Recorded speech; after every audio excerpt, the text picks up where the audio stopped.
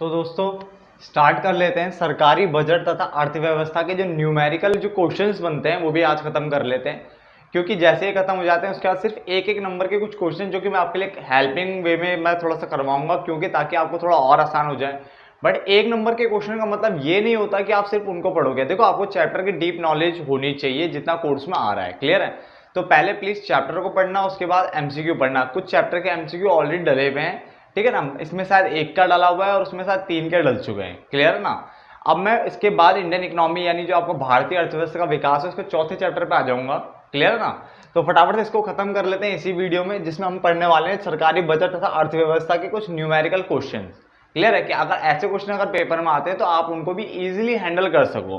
ठीक है, ये मत बोलना फिर कि मैंने क्वेश्चन कराए नहीं थे। मैंने भुगतान से इसके क्वेश्चन इससे पहले वीडियो में जस्ट अभी जो डली थी इससे पहले, ठीक है, तो उसमें मैंने आपको करवा दिए हैं भुगतान से इसके। प्लीज उन 9 क्वेश्चनों को कर लेना, काफी अच्छे क्वेश्चन है वो। ठीक है ना। और आप बात करते हैं सरकारी बजट, बट उससे पहले इसके क्वेश्चन स्टार्ट करें, आपको मैं कुछ 12 फॉर्मूले बता देता हूं, प्लीज इनको लिख लेना। ठीक है ना। और जो जगह बच जाए उसको बचाए रखना, क्या पता एक आध फॉर्मूले बाद में लिखवा दूं, ठीक है, अगर याद आए तो। वैसे तो इतने ही है, 12 के 12। तो स्टार्ट करते हैं। ठीक है, आप साथ साथ में लिख भी सकते हो, बट मेरी बात को सुनना भी जरूर, क्योंकि अगर आप सुनते हो बात को तो काफी आसान हो जाएगा आपको समझना। क्लियर है? तो स्टार्ट करते हैं पहले फॉर्मूले से।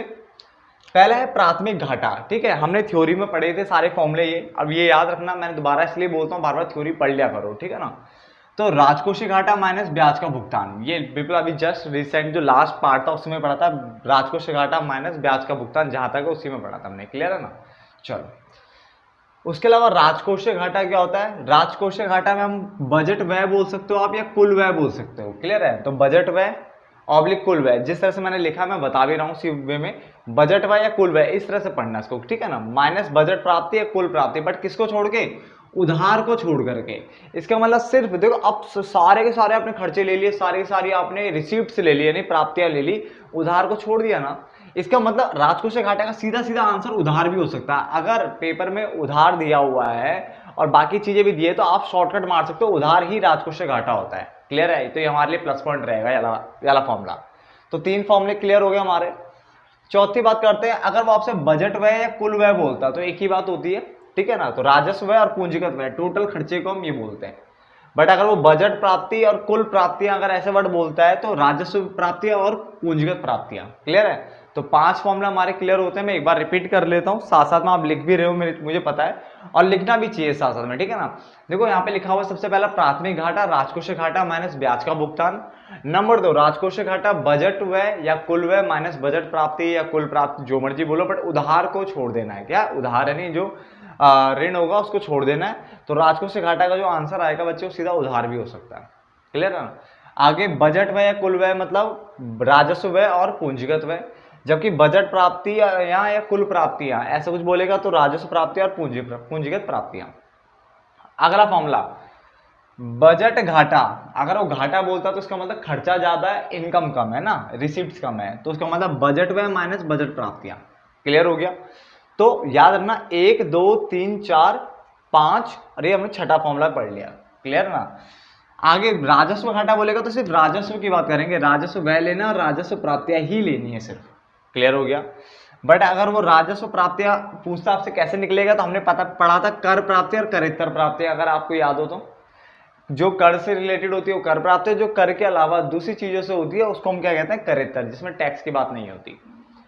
फिर पूंजीगत प्राप्ति अगर आपसे पूछे तो उधार तथा अन्य देयता, ऋणों की प्राप्ति, या आप ये कह सकते हो ऋणों की वसूली, है ना, वसूली। ठीक है, तो ऋणों की वसूली हो सकती है या ऋणों की प्राप्तियां और अन्य प्राप्तियां। ठीक है ना। तो ये हमने यहाँ पे लिया था। क्लियर है?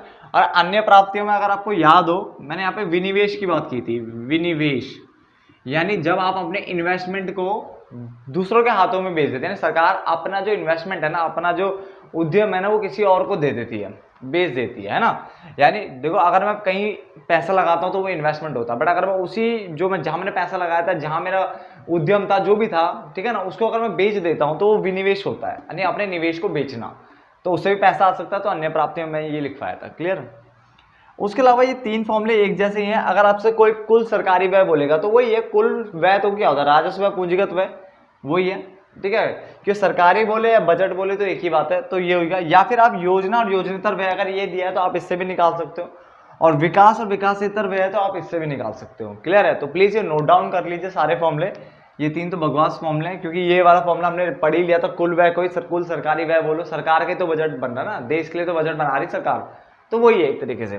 क्लियर ना? तो सारे जो लगाम होगी वो सरकार के हाथ में ही होती है, ठीक है ना। तो इस टाइप का हो गया। तो ये आपने उतारने जितने भी हैं सारे उतार लीजिए फॉर्मूले फटाफट से, फिर हम स्टार्ट करते हैं। क्लियर है? मैं तुम्हें इंक भर देता हूँ, उसमें इंक कम हो शायद खत्म हो रही है, फटाफट से नोट डाउन कर लीजिए इतने में आप।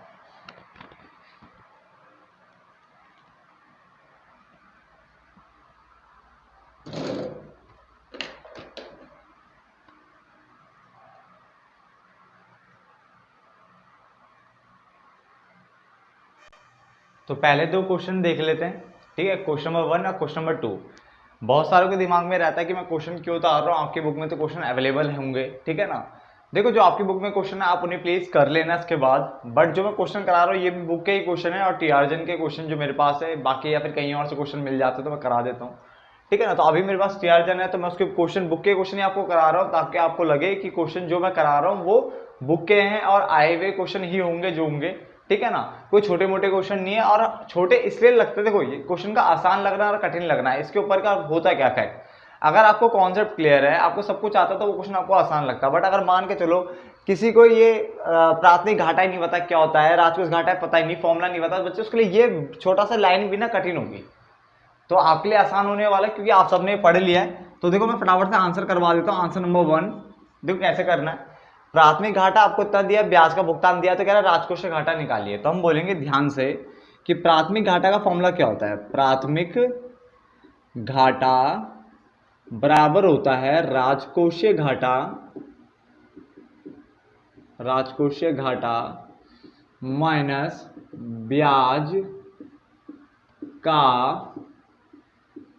भुगतान, ठीक है। तो प्राथमिक घाटा बराबर राजकोषीय घाटा माइनस ब्याज का भुगतान।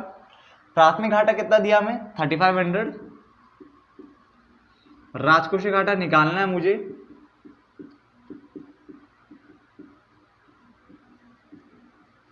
और ब्याज का भुगतान कितना दिया 500।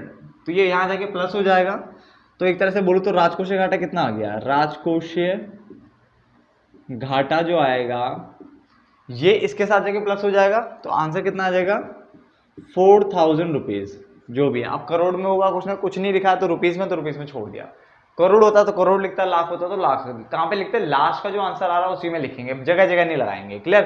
तो 4000 रुपए जो है राजकोषीय घाटा आ गया आपका। क्लियर होगी? नोट डाउन कर लीजिए फटाफट से आंसर नंबर 1 को। समझ में आ गया होगा, ठीक है। अब करते हैं आंसर नंबर 2। फॉर्मूला मैंने इसमें रहने दिया क्योंकि यही फॉर्मूला यहाँ पे भी लग रहा है। क्वेश्चन नंबर 2, निम्नलिखित आंकड़ों से प्राथमिक घाटा निकालिए। तो प्राथमिक घाटा का होना सबसे ज्यादा पूछे जाने वाला क्वेश्चन होता है प्राथमिक घाटा के ऊपर। क्लियर ना? अब यहाँ पे देखो हमें क्या दिया हुआ है, राजस्व घाटा दिया हुआ है, राजकोषीय घाटा देखो हमें चाहिए था, मिल गया हमें 11600। करोड़ बाद में लगा लेंगे भाई, 11600 लिख लेते हैं, लास्ट में लगाएंगे, ठीक है ना। और ब्याज का भुगतान हमें 1600 दिया हुआ है, तो उसको घटाते हैं तो ये 10,000 आ जाएगा रुपए और करोड़। तो 10,000 करोड़ रुपए इसका आंसर आ गया। क्लियर है? घटा आप भी लेना, कहीं मुझसे गलती ना हो जाए, ठीक है ना। तो 2 क्वेश्चन आपको इजीली समझ में आ गए, प्लीज नोट डाउन कर लो, ठीक है। और बहुत सारे बच्चों के पास बुक नहीं होती है, तो उससे वो यहीं से क्वेश्चन भी देख सकते हैं, आंसर भी देख सकते हैं, ठीक है। तो काफी आसान हो जाएगा, ठीक है। जिनके पास बुक नहीं है वो यहीं से कर सकते हैं। क्लियर है ना? तो सबको देख करके वीडियो बनानी पड़ती है, तो प्लीज नोट डाउन कर लीजिए दूसरा क्वेश्चन भी। तो क्वेश्चन नंबर 3 देख लेते हैं, ठीक है। निम्नलिखित आंकड़ों से राजस्व घाटा निकालना है आपको। दूसरा आपको जो निकालना है वो है राजकोषीय घाटा, और तीसरा है प्राथमिक घाटा। ये 3 चीजें निकालनी है। क्लियर? तो देखो सबसे पहले बात करते हैं राजस्व घाटे की, ठीक है ना। तो आंसर 3, तो राजस्व घाटे का फॉर्मूला क्या होता है बच्चा, राजस्व घाटा। अब जब राजस्व स्पेशल लिखा है तो राजस्व को यूज करेंगे, यानी राजस्व व्यय जब ज्यादा होता है किससे, राजस्व प्राप्तियों से, तो राजस्व प्राप्तियां माइनस में आ जाएगा। क्लियर है ना? फॉर्मूले प्लीज याद हो जाएंगे तो काफी आसान हो जाएगा आपको भी। तो घाटा बोल रहा था तो राजस्व वाला, तो राजस्व लिखेंगे सारा। राजस्व व्यय कितना है मेरे पास 22250 माइनस राजस्व प्राप्तियां कितनी है 17750। तो उसको घटा के देख लेते कितना आ रहा है 22250 17750 00, ठीक है। तो 4500 आ रहा है, तो रुपीज 4500 और करोड़। प्लीज आप भी प्लस माइनस कर लेना, कॉन्सेप्ट में गलती नहीं है, प्लस माइनस में गलती हो सकती है, ठीक है ना। तो ये पहला पार्ट मेरा निकलता है, प्लीज नोट डाउन करिए साथ साथ में।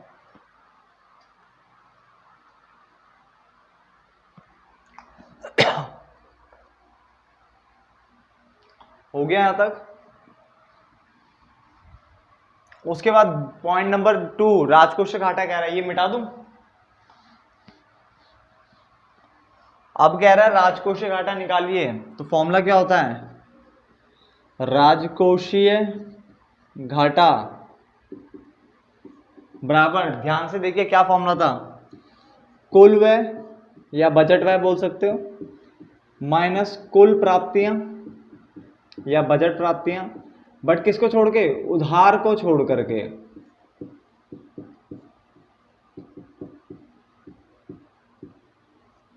क्लियर। तो ध्यान से देखें, तो कुल व्यय मतलब दोनों राजस्व और पूंजीगत दोनों जोड़ने होते हैं। तो राजस्व व्यय मेरे पास था 22250 और कुल व्यय में देखो एक तो राजस्व व्यय आ गया, पूंजीगत व्यय, दोनों व्यय लेने पड़ते हैं। तो 28,000 ये दोनों मिलकर के बन गया हमारा कुल व्यय माइनस कुल प्राप्तियां। कुल प्राप्तियां अगर देखें तो दोनों प्राप्तियां जोड़ो, राजस्व प्राप्तियां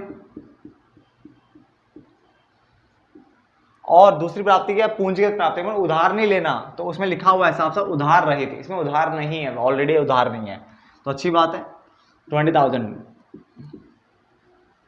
क्लियर। सॉल्व करो 250 और तो 50 हो गया, इसको करो 37,750 तो 0 0 5 12,500 आ गया, करोड़ रुपए लगा चुका हूं, ठीक है ना। और दूसरा मैंने आपको कहा था यहाँ पे एक तो तरीका है कि राजकोषीय घाटा है दिखाए, और आप ये भी कर सकते हो राजकोषीय घाटा बराबर होता है उधार के बराबर होता है, ये भी होता ना। और उधार कितना दिया था 12,500, तो आपका आंसर आ गया 12,500 करोड़ रुपए।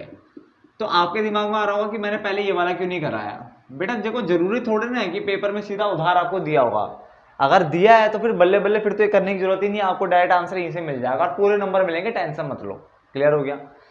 मगर जब आपको खुद दिमाग लगाओ, जब अगर उधार ना दिया हो तो ये भी लगाना आना चाहिए ना, तो इस तरह से लगाया जाता है। क्लियर। तो दोनों में से कोई भी आप फॉर्मूला लगा सकते हो, तो अभी तो आप दोनों उतार लीजिए। क्लियर है ना, उतार लो फटाफट से।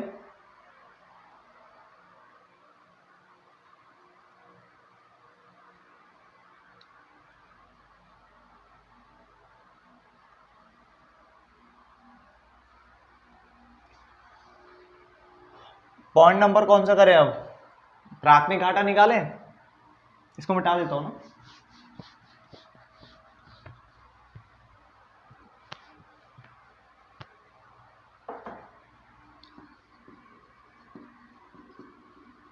प्राथमिक घाटा बराबर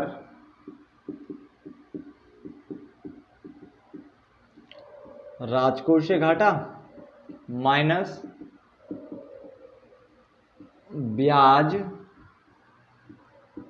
का भुगतान। तो राजकोषीय घाटा अभी निकाला था हमने 12,500, ब्याज का भुगतान 5,000 दिया हुआ है, तो 75 आ जाएगा ना करोड़ रुपए लग चुका है। क्लियर है, नोट डाउन कर लीजिए इसको भी।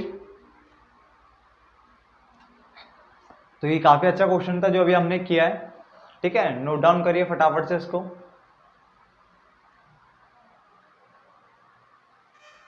तो आगे बढ़ते हैं, क्वेश्चन नंबर 4 को पढ़ते हैं। देखो इसको भी कर लेते हैं, ठीक है ना।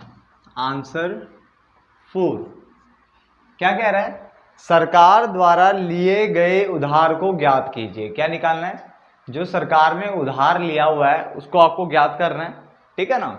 चलो निकाल लेंगे।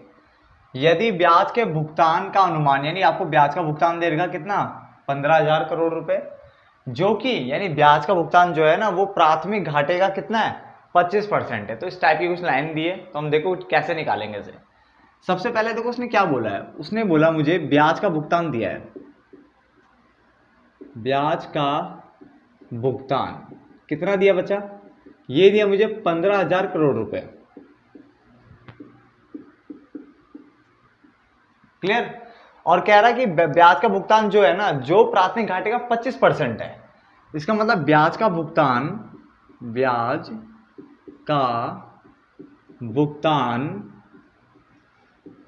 प्राथमिक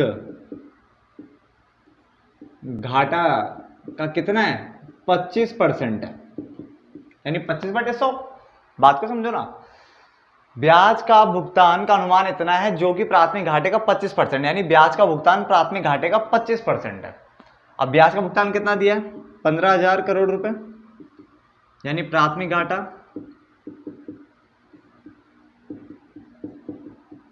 अब आपको पता है जो नीचे होता है वो ऊपर जाता है, जो ऊपर है नीचे जाता है, ठीक है। इसका मतलब 15,000 के मल्टीप्लाई में आ जाएगा 100 तो ऊपर आ जाएगा, और 25 का आ जाएगा नीचे। तो क्या निकल के आ जाएगा आपको, प्राथमिक घाटा 25 चौक 100, यानी प्राथमिक घाटा कितना आ गया,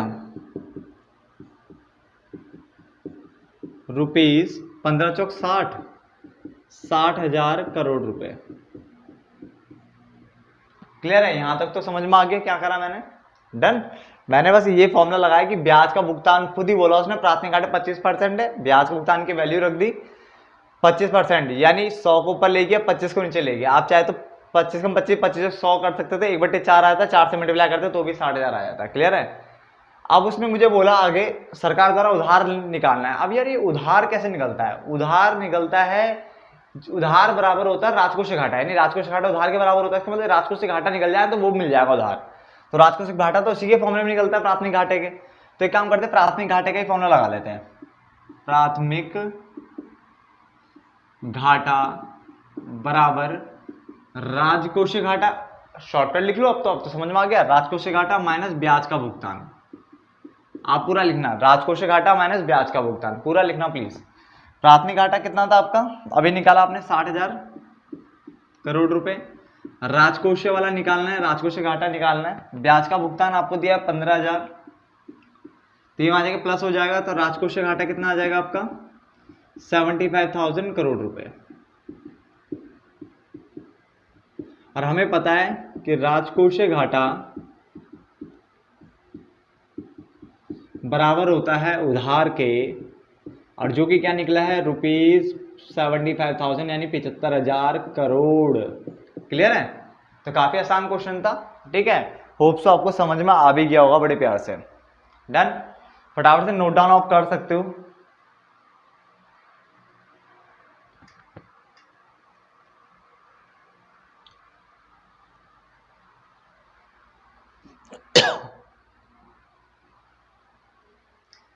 रफ कर दूं से, अब जल्दी कर लीजिए जितनी जल्दी हो सके।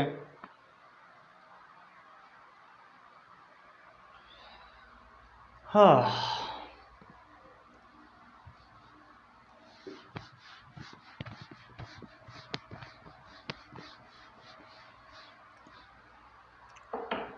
आंसर नंबर 5,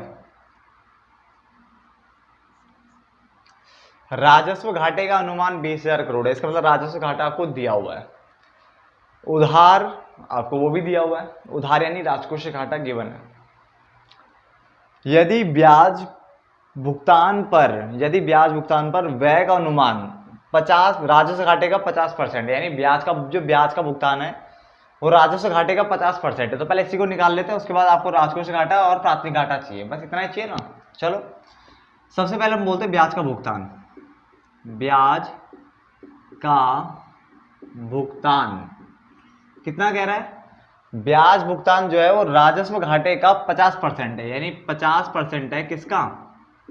राजस्व घाटे का।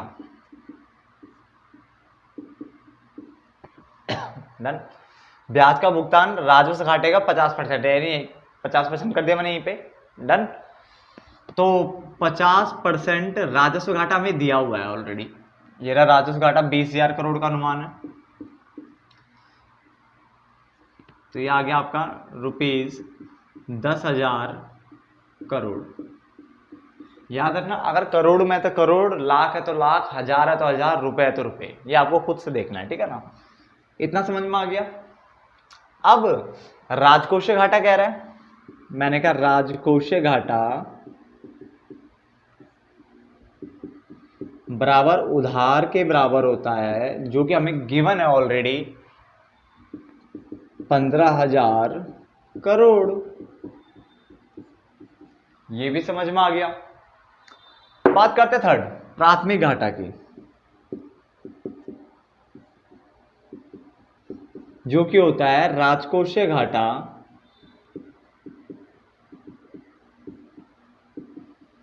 माइनस ब्याज का भुगतान। और राजकोषीय घाटा अभी निकला 15,000,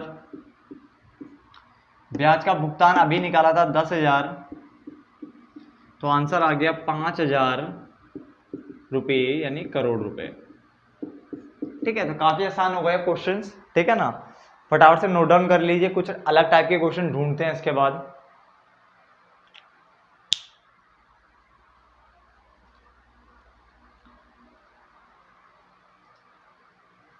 तो अब आगे देखिए, क्वेश्चन नंबर 6, 7 और 8 ये तीनों करते हैं।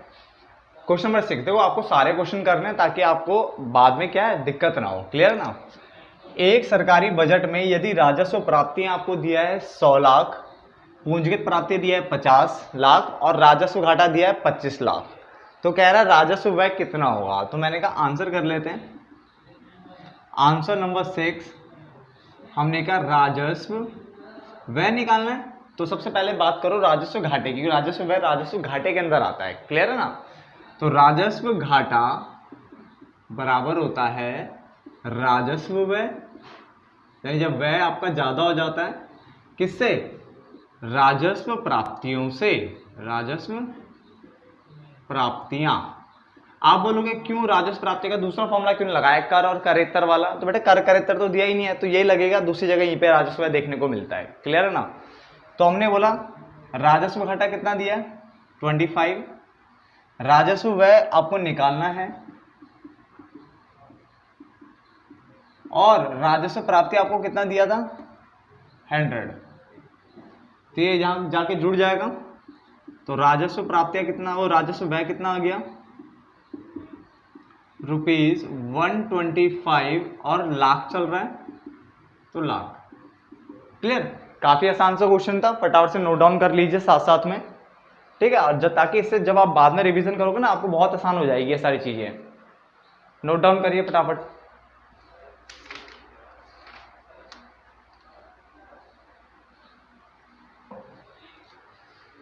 अगला इसके नीचे 7वां कर लेते हैं। कह रहा है बजट घाटा निकालिए। अब बजट घाटा क्या होता है भाई? मैंने कहा बजट घाटा बराबर क्या होता है? जब आपका बजट व्यय या कुल व्यय बोल सकते हो, बजट व्यय माइनस बजट प्राप्तियां या कुल प्राप्तियां, ठीक है ना। बहुत बच्चे बोलते हैं भाई यहाँ पे उधार को छोड़ के, बेटा यहाँ पे नहीं है, वो राजकोषीय वाले में होता है उधार वाला केस, ठीक है ना। क्लियर हो गया। अब बजट घाटा निकालना है, देखो बजट व्यय, बजट मतलब कुल व्यय, तो कुल व्यय तो दोनों व्यय को जोड़ना पड़ेगा, राजस्व व्यय और पूंजीगत व्यय।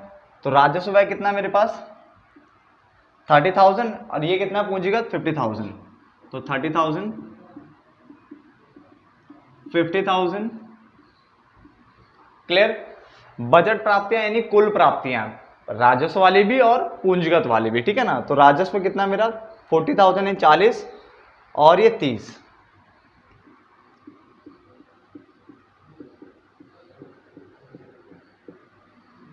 तो ये आ गया आपका 80,000, ये आ गया आपका 70,000, तो आंसर आ गया रुपीज 10,000, 10,000 रुपये आ गया। और करोड़ में है तो लास्ट में करोड़ लगा देंगे। क्लियर है? आसानी से समझ में आ रहा है सब कुछ, ठीक है ना? अगर आपको आसानी से सब कुछ समझ में आ रहा है तो प्लीज लाइक और शेयर करना ना भूलें। अपने दोस्तों को, अपने स्कूल फ्रेंड्स को वीडियोस भेजो, ठीक है, ताकि मेरे भी सब्सक्राइबर जल्दी जल्दी बढ़ सकें और मैं भी क्या है वीडियो बनाने के लिए मोटिवेट मैं भी हूँ थोड़ा सा, ठीक है ना, ज़्यादा से ज़्यादा। वैसे मैं पूरी कोशिश कर रहा हूँ आपके लिए वीडियोस बनाने की, बट मैं और सब्जेक्ट की वीडियोस भी डालना चाहता हूँ, बट वो तभी जब मेरे पास सब्सक्राइबर थोड़े ज़्यादा और अच्छे तरीके से बढ़ सकें, ठीक है ना? तो आप प्लीज़ नोट डाउन करिए इसे जितनी जल्दी हो सके।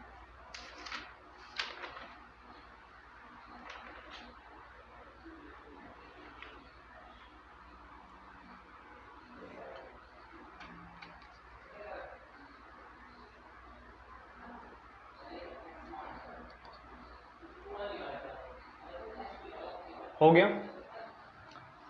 जल्दी कर लीजिए फटाफट से, मैं इसको मिटा देता हूँ थोड़ा सा।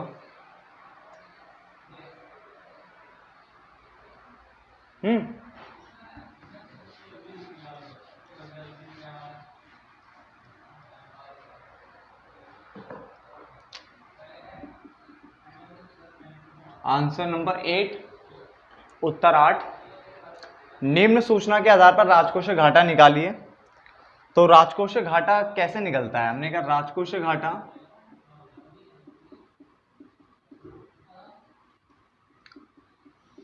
बराबर होता है, एक तो उधार के बराबर होता है। उधार आपको दिया हुआ नहीं है इस बार, मैंने कहा था, इसलिए आपको बड़ा फॉर्मूला भी याद रखना चाहिए। घाटा है तो हमेशा जब भी घाटा आता है तो व्यय आगे आता है, ये याद रखना हमेशा, ठीक है ना? तो कुल व्यय माइनस कुल प्राप्तियां, किसको छोड़ के? उधार को छोड़कर। उधार मतलब जो आपने लोन वोन लिया हुआ है, ठीक है ना, तो उधार को छोड़कर। अब कुल व्यय देख लेते हैं। तो सरकार का अनुमानित कुल व्यय हमें ऑलरेडी दिया हुआ है 1,50,000।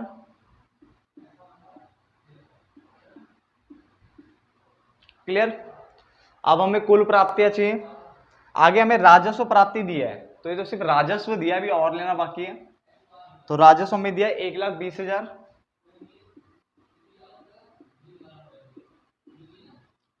प्लस कुल बोला है तो पूंजीगत भी लेना पड़ेगा।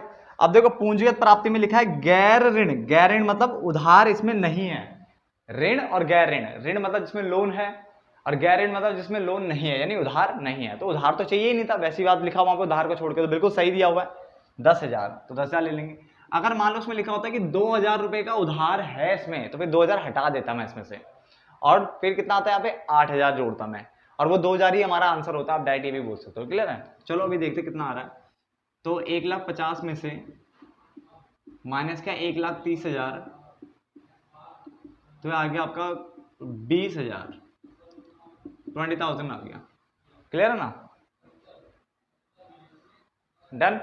ये मैंने रुपीस में इसलिए रखा क्योंकि रुपीस में ही क्वेश्चन है। क्लियर हो गया ना? नोट डाउन कर लीजिए फटाफट से इसे भी।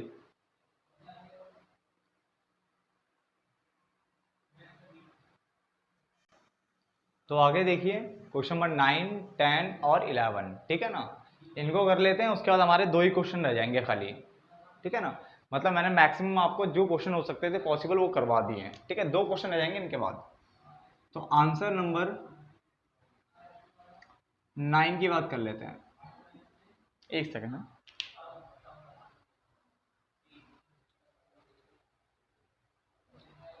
वर्ष के दौरान, देखो क्वेश्चन में दिया हुआ है वर्ष के दौरान सरकार द्वारा दिए गए ब्याज के भुगतान का अनुमान कितना है? 75, यानी आपको ब्याज का भुगतान दिया हुआ है। देखो पंगा क्या है, क्वेश्चन कठिन नहीं है, इसके लैंग्वेज दिक्कत कर सकती है आपको, ठीक है? तो ब्याज का भुगतान सीधे सीधे दिया है, और आगे लिखा है बजट प्राप्तियों पर बजट व्यय के आधिक्य है। इसका मतलब कौन ज्यादा है?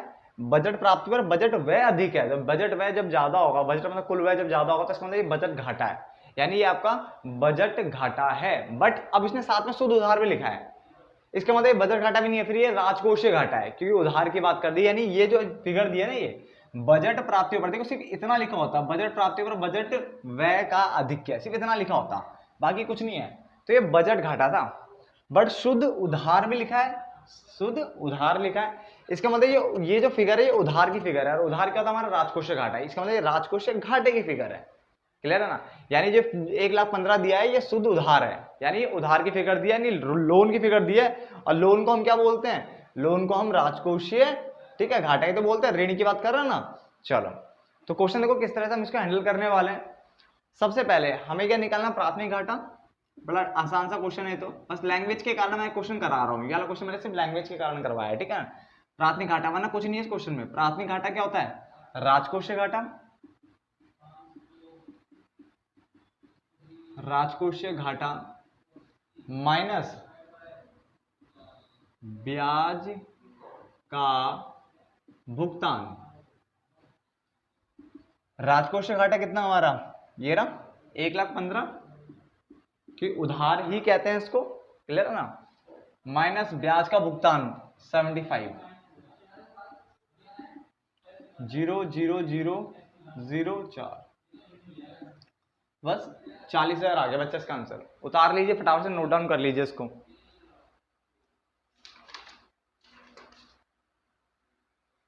नोट डाउन कर लीजिए फटाफट से इसको, और आप प्लीज करना जरूर नोट डाउन, ठीक है। अगर छोड़ते हो तो दिक्कत ये है कि लैंग्वेज कहीं बाद में दिक्कत ना कर जाए, अभी समझ लो सारी लैंग्वेज। अगला आंसर नंबर 10 कह रहा राजस्व राजकोषीय प्राथमिक घाटा निकालो।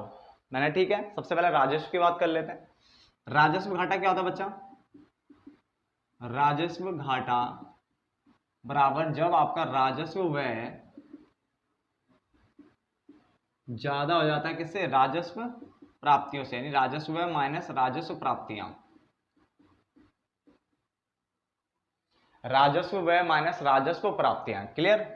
अब राजस्व व्यय देखते कितना है। राजस्व ये रहा 88। क्लियर? राजस्व प्राप्तियां देख लेते हैं, ये रहा 55। तो आंसर आ गया 33 करोड़ है, करोड़ में। क्लियर है? नोट डाउन करिए साथ साथ में, मैं आंसर भी चेक कर लेता हूं साथ साथ, ठीक है। डन। उसका दूसरा निकालना आपको राजकोषीय घाटा।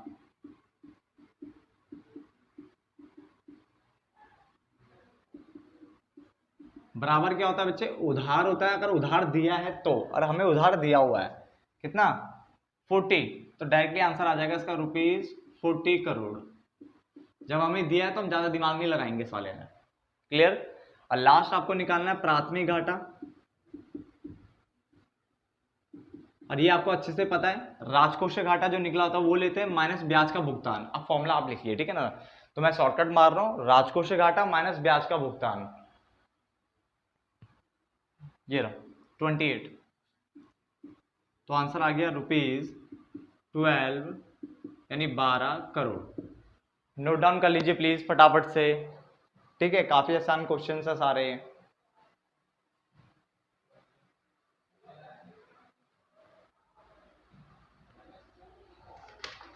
हे महादेव, मिटा दूं अब इसे।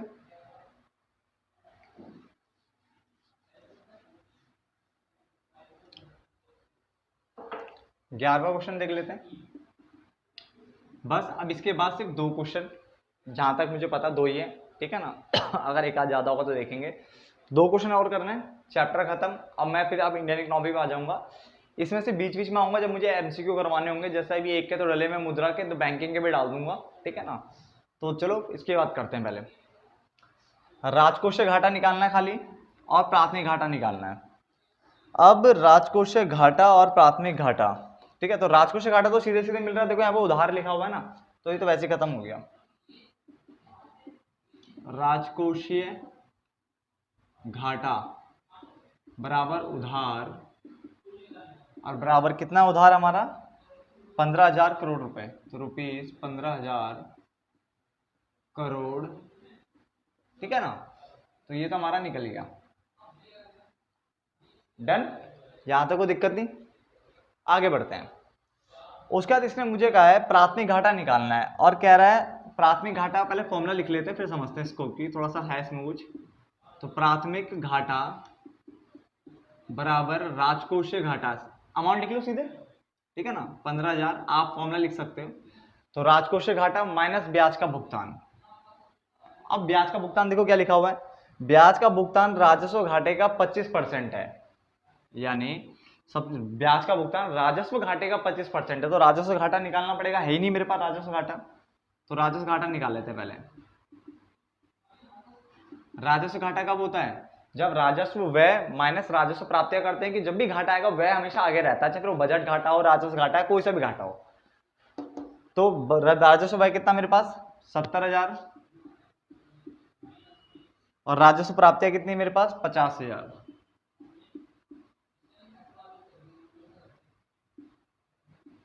तो कितना आ गया घाटा मेरा 20,000 का घाटा आ गया। तो ब्याज का भुगतान कितना आएगा, ब्याज का भुगतान 25% है घाटे का, 25% है घाटे का, 5,000 आ गया, ठीक है ना। इस 5,000 को मैंने यहां पुट किया, तो आंसर आ गया मेरा रुपीज, यानी 10,000 करोड़, ठीक है। मेन वैल्यू में मैं रुपीज लगा दूंगा, क्लियर है ना, बाकी सब जगह लगाने की जरूरत नहीं है। उतार लीजिए फटाफट से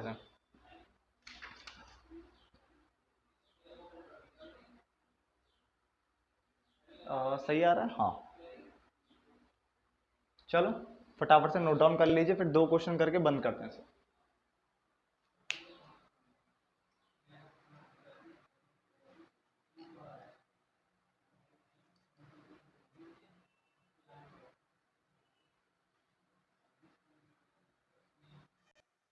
तो आगे बात करते हैं लास्ट के 2 क्वेश्चनों की, क्वेश्चन नंबर 12 और क्वेश्चन नंबर 13, क्लियर है। तो आंसर नंबर 12 कर लेते हैं, पहले क्वेश्चन रीड कर लीजिए एक बार फटाफट से। निकालना क्या हमें, इसमें जो हमें निकालना है वो है हमारा राजस्व घाटा, घाटा रह गया आप लगा लो, राजस्व घाटे की याद कर रहे हैं घाटा। तो राजस्व घाटा निकालना, राजकोषीय घाटा और प्राथमिक घाटा तीनों निकालना, और इस वाले में जो निकालना है वो राजस्व घाटा निकालना और राजकोषीय घाटा निकालना है, क्लियर। चलो पहले इसकी बात करते हैं, फिर आपका ये चैप्टर भी खत्म होता है। सबसे पहले राजस्व घाटा, राजस्व घाटा, ठीक है। और देखो मैं आपको बार बार एक चीज बोलता रहता हूँ कि देखो मेरी तरफ से मैं आप कोशिश करता हूँ आपको सब कुछ कराऊं, ठीक है ना, वो सब चीजें जो पेपर में पूछा जा सकता है, इसलिए मैं आपके लिए ये वाले वीडियोस भी बना रहा हूँ। फिर भी देखो बाई चांस ऐसा हो जाता है, कुछ चीजें छूट जाती है, पूरा सब कुछ देखने के बावजूद अगर कोई चीज छूट गई हो मुझसे, तो प्लीज मुझे बता सकते हो। मैं ये नहीं कह रहा हूँ कि मैं वो चीज नहीं कराऊंगा, करा दूंगा, या तो बाद में करा दूंगा, या कभी जब मन होगा, टाइम होगा तो मैं उसे करा दूंगा, क्लियर है, अगर छूट गई हो बाई चांस तो, ठीक है। वैसे जहां तक मैंने एक्स्ट्रा ही करवाया होगा, कम तो नहीं होगा। राजस्व घाटे की बात करें तो कैसे निकलता है राजस्व घाटा, राजस्व व्यय माइनस राजस्व प्राप्तियां, राजस्व व्यय माइनस राजस्व प्राप्तियां, क्लियर। अब राजस्व व्यय पकड़ लेते हैं। अब राजस्व व्यय अगर हम ध्यान से देखें तो राजस्व व्यय तो ये रहा, है ना, 110, क्लियर है, यहां तो कोई दिक्कत नहीं।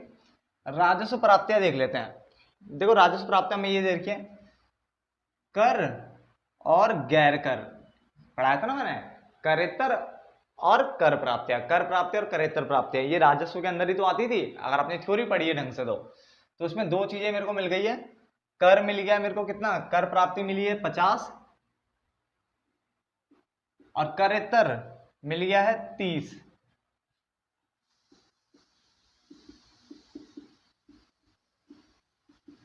तो आंसर आ गया मेरा 30 लाख रुपए, क्लियर है। काफी आसान क्वेश्चन था, फटाफट से नोट डाउन कर लीजिए इसे।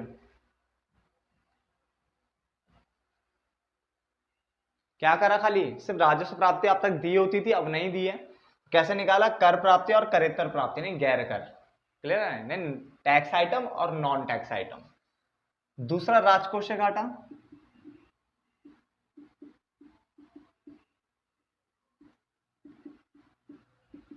उधार के बराबर होता है। उधार देखिए है क्या, नहीं है, इस बार उधार नहीं है। तो वही कुल व्यय या बजट व्यय माइनस कुल प्राप्तियां, यानी बजट प्राप्तियां किसको छोड़ के, उधार को छोड़कर। क्लियर। कुल व्यय देख लेते हैं, कुल व्यय कैसे निकलता है, राजस्व व्यय और पूंजीगत व्यय। तो राजस्व व्यय मेरे पास तो शायद दिया हुआ था 110 कहीं था, ये रहा 110। तो इसमें एक तो मिल गया, बट कुल व्यय में तो पूंजी वाला भी आता है, पूंजी व्यय ये रहा 210। क्लियर। फिर कुल प्राप्ति में भी वही हमें दोनों प्राप्तियां चाहिए होगी, राजस्व प्राप्तियां ये निकाला था, देखो मैंने 80 रुपए निकला था ना राजस्व प्राप्तियां, यहाँ पे है। और अगर आप यहां से देखोगे तो दोनों जोड़ लेना, कर और करितर, इनको जोड़ के राजस्व बन जाएगा। और पूंजीगत वाला ये रहा, उधार के अतिरिक्त, देखो उधार इसमें नहीं है और यही बात है, अगर मान लो इसमें उधार होता तो हम उधार को माइनस कर देते उस प्राप्ति में से। मान लो 140 में मान लो 30 रुपए का उधार है, तो हम यहाँ पे कितना लेते हैं फिर वैल्यू, 110 रुपए की वैल्यू लेते हैं हम, है ना। बट यहाँ पे उधार के अतिरिक्त नहीं, उधार है ही नहीं, तो अच्छी बात है, उधार तो लेना ही नहीं है वैसे भी, तो सीधे सीधे 140 हमें दिया हुआ है। कितना हो गया भाई, 0 2 3 और ये हो गया आपका 220। मेरे हिसाब से ये आ रहा आपका 100 लाख रुपए। ठीक है, कैलकुलेशन प्लीज आप भी देख लेना, ठीक है ना। यहां तक कोई दिक्कत तो नहीं है किसी को, ठीक है, नोट डाउन कर सकते हो आप आराम से। अब तीसरा पॉइंट जो वो कह रहा है, उसने बोला हमसे प्राथमिक घाटा निकालिए। ये मिटा दो ऊपर वाला, ये आपने लिख दिया होगा,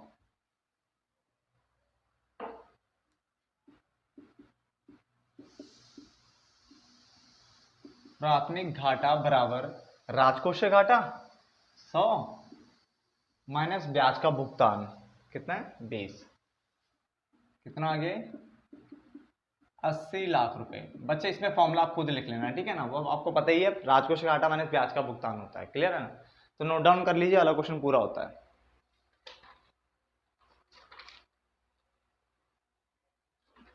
अब लास्ट क्वेश्चन कर लेते हैं जो रह गया है।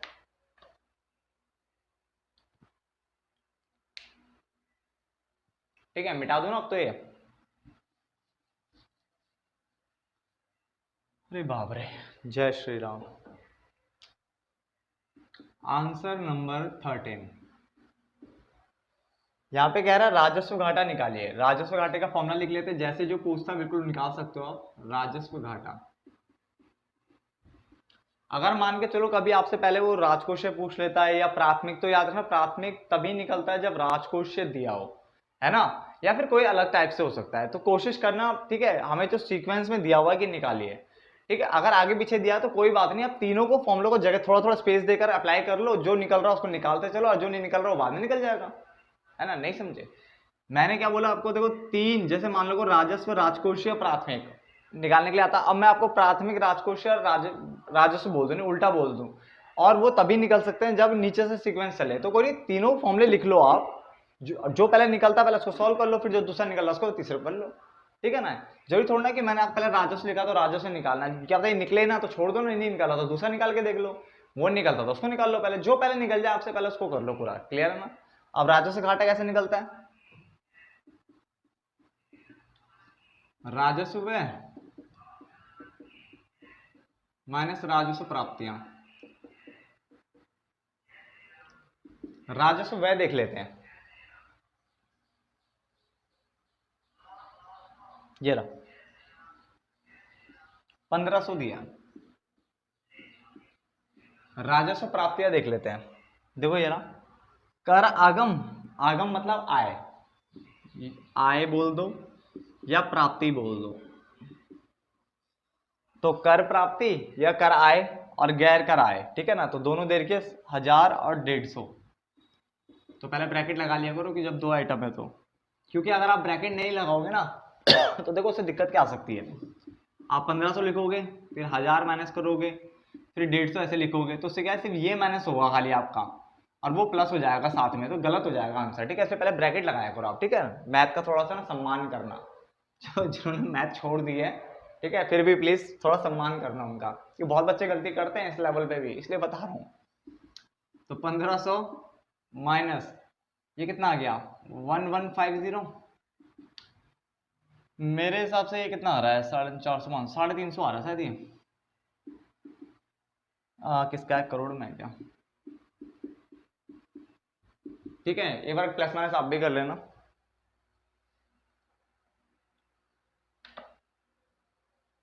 क्लियर है। दूसरा राजकोष से घाटा कह रहे हैं।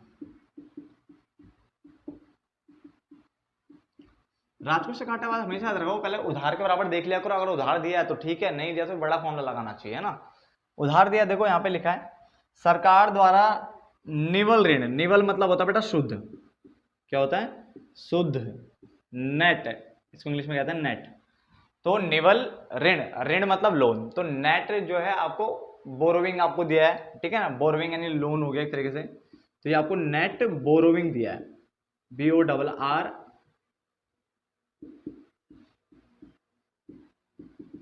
ठीक है ना नेट बोरोविंग दिया हुआ है। क्लियर ना या फिर आप इसे लोन बोल सकते हो। ठीक है ना तो सरकार द्वारा निवल ऋण कितने का ऋण है बच्चा ये तो सरकार का उधार दिया हुआ है। तो उधार हमें ऑलरेडी दिया हुआ है सरकार इस ऐसे लाइन में दिया हुआ है सरकार। ठीक है ना द्वारा निवल ऋण ऐसे करके दिया है। तो कितना आ गया आंसर हमारे 780 करोड़ है। करोड़ रुपए तो लगा चुका हूं। ठीक है नोट डाउन करिए फटाफट से।